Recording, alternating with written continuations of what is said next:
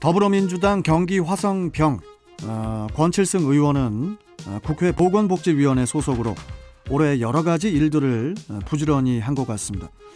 눈이 가는 법안들을 여럿 발의를 했는데요.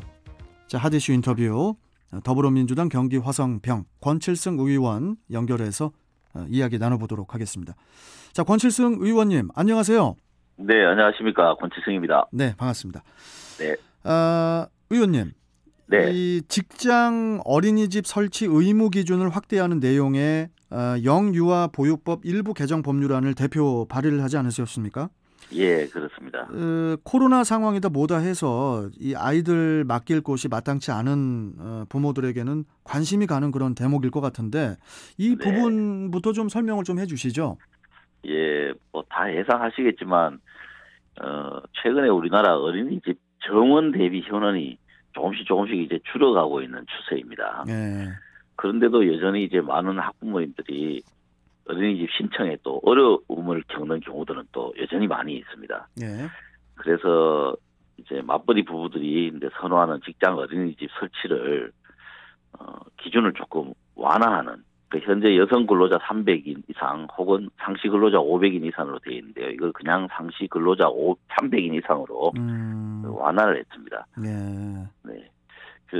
지금 뭐 여성 근로자, 상시 근로자 숫자를 구별해 가지고 이제 직장 어린이집 설치 의무 사업장 기준을 정한다는 것도 이게 뭐 남성 근로자, 여성 근로자 숫자를 따져서 한다는 것도 좀 시대 추세에 맞지 않고요. 네. 그다음에 사회 공동 육아라고 하는 시대 흐름에도 좀 맞지 않는 것 같습니다. 그래서 약간 완화를 하고 향후에도 이런 걸 통해서 사회적 공동 육아하는데 좀 기여할 수 있지 않을까 그렇게 생각합니다. 그러니까 이제 제가 좀 정리를 해보자면은 권 의원께서는 직장 어린이집 설치 의무 사업장을 상시 근로자 300명 이상을 고용하고 있는 사업장으로 기준을 확대하고 예. 또 직장 어린이집의 정원이 다 채워지지 않았을 경우에는 다른 사업장의 근로자 자녀도 이용할 수 있도록 예, 그렇게 그렇습니다. 이제 개정안을 마련을 하신 거죠. 아주 정확하게 말씀하셨습니다. 네. 예, 그렇습니다.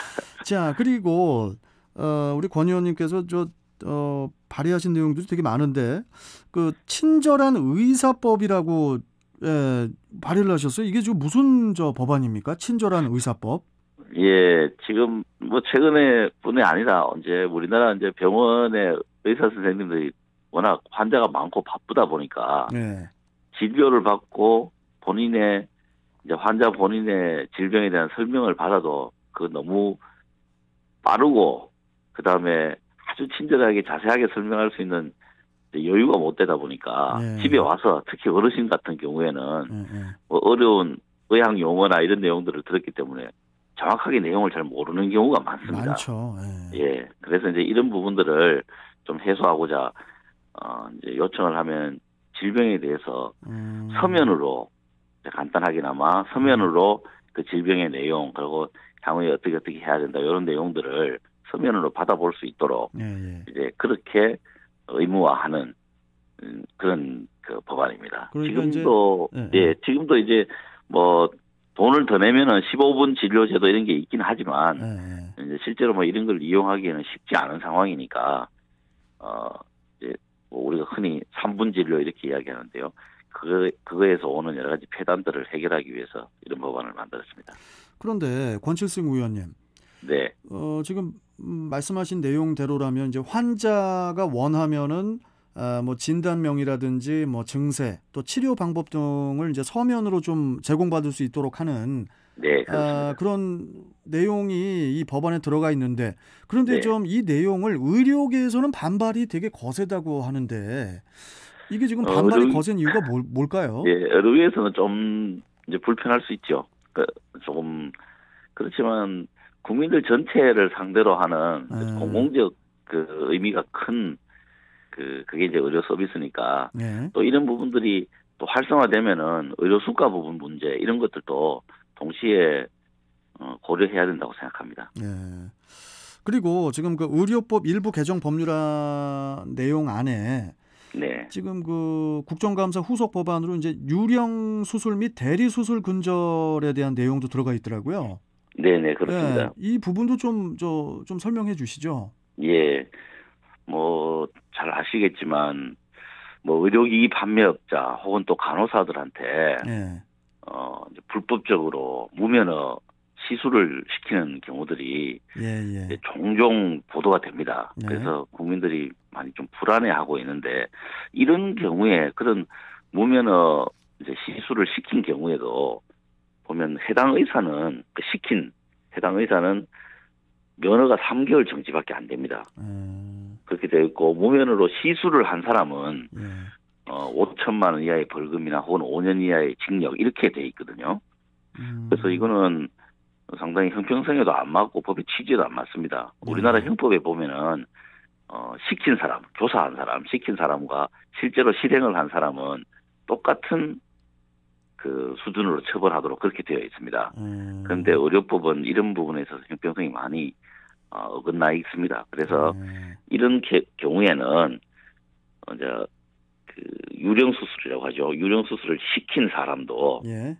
5년 이하의 징역 또는 5천만 원 이하의 벌금으로서 실제로 그런 불법 무자격 시술을 한 사람과 같은 수준으로 처벌될 수 있도록 그렇게 바꾼 내용입니다. 그러니까 이제 솜방망이 처벌은 안 된다 이런 말씀이시잖아요. 그렇습니다. 예. 예.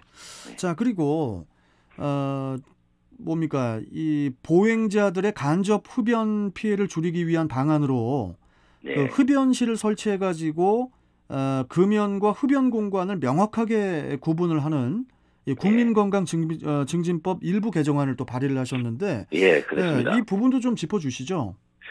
예, 이 부분은 이제 생각에 따라서 이제 뭐 양쪽으로 나뉠 수가 있는 부분인데요. 예.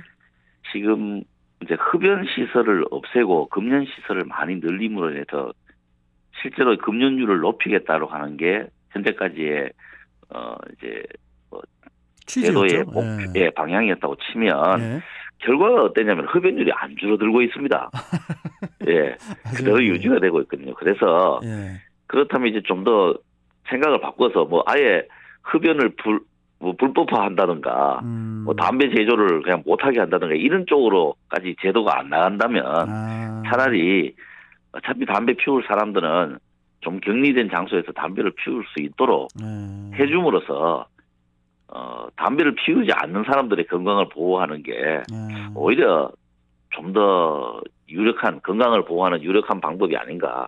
진짜 저는 그렇게 생각을 합니다. 그래서 흡연실을 별도로 만들어주고 흡연과 금연경을 명확하게 차라리 구별해 주는 게 간접 흡연 피해라든가 이런 걸 막을 수 있는 방법이다 생각해서 이런 법안을 만들었습니다. 옳으신 말씀이십니다. 그러니까 담배 피는 사람들은 또 이 밖에서 어디 저 구석으로 들어가가지고 거기다 아무데나 그냥 바닥에다가 막 그 꽁초 버려놓고 그 다음에 가고 그런 경우도 되게 많거든요. 그렇습니다. 우리가 이제 그 흡연을 불법화하는 그런 수준으로까지는 가지 않고 있지 않습니까? 맞아요. 예, 그렇다면 그 사람들이 불법 행위를 하는 건 아니거든요. 그렇죠. 흡연 자체가. 그러면은 차라리 다른 사람들의 건강을 해치지 않는 그런 지역에서 그런 구역에서 담배를 뭐 편안하게 피운다면 좀 뭐 어폐가 있는지 모르겠습니다만 그러니까 차라리 그렇게 흡연을 할 수 있도록 해주는 게 뭐 누이 좋고 매부 좋은 게 아니냐 이런 생각도 듭니다. 우리 저 권칠승 의원께서는 혹시 담배 피십니까? 아닙니다. 저는 담배 안 피웁니다. 담배 안 피시는데 그런데 또 이제 흡연하는 사람들을 위해서 또 이렇게 또 신경도 써주시고 아무튼 뭐 저 이번 그 국정감사 후속 법안으로 발의하신 법률안도 많고 또 그 2018년도에는 그 더불어민주당 국정감사 우수 의원으로 뽑히시기도 하셨고요. 정말 일 잘하는 의원이신 것 같은데 앞으로도 좀 지금처럼 우리 국민들의 건강한 삶을 위해서 계속 좀 수고해 주시길 바라겠습니다. 예, 고맙습니다. 네, 또 뵙도록 하겠습니다, 의원님. 고맙습니다. 네, 감사합니다. 예. 자, 지금까지 더불어민주당 경기 화성병 권칠승 의원과 함께 이야기 나눠봤습니다.